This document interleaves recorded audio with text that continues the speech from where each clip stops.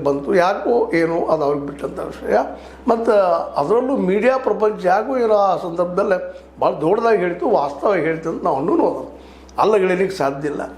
ಈ ಒಂದೆಲ್ಲ ನನಗೆ ಇವತ್ತು ಯಾವ ಕಾರಣಕ್ಕಾಗಿ ಅವ್ರ ದುಡ್ಡಿನ ಹಮ್ಮಿಕೆ ಆಗಿರ್ಬೋದು, ಬೇಡ ಅವ್ರು ನೋಡೋ ದೃಷ್ಟಿಕೋನ ಹಂಗಿರ್ಬೋದು ಜಗತ್ತಿಂದು. ಹೀಗಾಗಿ ಕೆಲವು ಜನರ ಕಣ್ಣಲ್ಲಿ ಅದು ಚುಚ್ಚುವಂಥ ಒಂದು ಕೆಲಸಗಳನ್ನು ಮಾಡಿದ್ರಿಂದಾಗೆ ಸಹಜವಾಗಿ ಅವರೆಲ್ಲರೂ ಇವ್ರ ಬಗ್ಗೆ ಒಂದು ಸಂದರ್ಭ ಬಂದಾಗ ನೋಡೋಣ. ಇದು ರೇಣುಕಾ ಸ್ವಾಮಿ ಸಿಕ್ಕ ಅಂತದ, ಅದರಲ್ಲಿ ಎಲ್ಲರೂ ಎಷ್ಟು ಸಾಧ್ಯನೋ ಅಷ್ಟು ಆಳಿಗೊಂದು ಕಲ್ಲು ಗೂಳಿ ಮೇಲೆ ಹಾಕಿದ್ದಕ್ಕಾಗಿ ಇವತ್ತು ಸಹಜವಾಗಿ ಪಾಪ ಅವ್ರಿಗೆ ಅನಿವಾರ್ಯವಾಗಿ ಅವೆಲ್ಲ ಎನ್ಕ್ವೈರಿ ಆಗುತ್ತಲ್ಲ. ಯಾಕೆಂದರೆ ಸಾಕ್ಷಿಗಳು ಬಂದು ಮಾಡ್ತಾರೆ, ಮತ್ತೇನೋ ಮಾಡ್ತಾರೆ ಅನ್ನೋ ಭಯ ಎಲ್ಲರಿಗೂ ಅದ.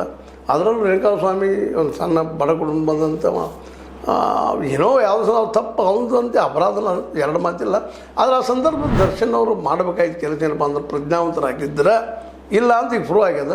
ಆಗಿದ್ದರೆ ಅವರಿಂದ ಸಹ ಪೊಲೀಸ್ ಕಂಪ್ಲೇಂಟ್ ಕೊಟ್ಟು ಪೊಲೀಸರಿಂದ ಅವನನ್ನು ರಿಪೇರಿ ಮಾಡಿಸ್ಬೋದಾಗಿತ್ತು, ಅವತ್ತು ಆಗ್ಬೋದಾಗಿತ್ತು. ಅದರದ್ದು ಮಾಡಲಿಲ್ಲ. ಕಾನೂನು ತಾವು ಕೈಗೆ ತೆಗೆದುಕೊಂಡ್ರು, ಅದ್ರ ದುಷ್ಪರಿಣಾಮ ಇವತ್ತು ಆ ಸಿನಿಮಾಗಳು ನಡೀತಿದ್ರಿ. ಏನೋ ಒಂದು ಹೇಳ್ತಾರೆ, ಮಾಡ್ತಾರೆ. ನಿರ್ದೇಶಕರ ಎಲ್ಲರೂ ಪರಿಪಕ್ವ ನಿರ್ದೇಶಕರು ಇರ್ತಾರಂತಲ್ಲ, ಎಲ್ಲರೂ ಪುಟ್ಟಣ ಕಣಗಾಲಲ್ಲ, ಎಲ್ಲರೂ ಬಾಲಚಂದ್ರ ಅಲ್ಲ.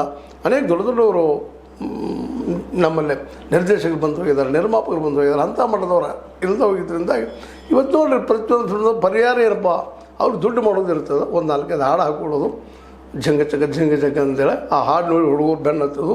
ಆಮೇಲೆ ಒಂದು 2 ಫೈಟಿಂಗ್ ಸೀನ, ಒಬ್ಬ ವ್ಯಕ್ತಿ ಒಂದು 100 ಮಂದಿನ ಬೆಳಿತಾನೆ, 10 ಮಂದಿನ ಬೆಳಿತಾನೆ. ಎಲ್ಲ ಸರಿ ಇರ್ತಮ್ರಿ. ಇದು 19ನೇ ಶತಮಾನದೆಲ್ಲ ಕಥೆಗಳು ಎಲ್ಲ ಇವು.